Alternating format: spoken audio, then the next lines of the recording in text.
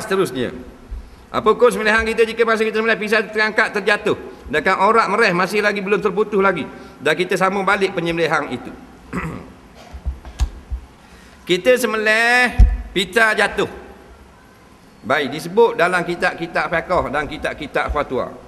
Di antaranya kitab Ahsanil Kalam. Ahsanil Kalam kitab soal jawab agama, dijawab oleh almarhum Syekh Atiyah Saqar, seorang rais, iaitu ketua Majlis Fatwa Universiti Al-Azhar tahun 2005. Faham? 2004. Dia kata dimaaf jikalau bukan dengan sengaja. Yang tak boleh kita sembelih separuh, akak relax dulu, sembelih pula sambung. Tak boleh. Nampak?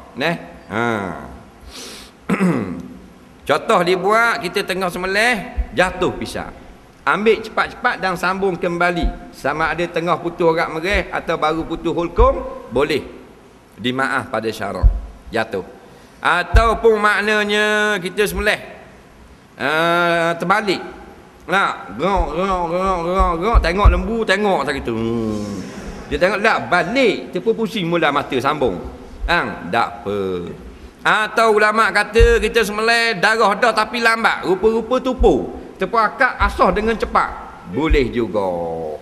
Ataupun salah pisau, berat darah tapi sikit darah lembu, tengoklah pisau plastik anak kita sambung dengan pisau besi pula, boleh.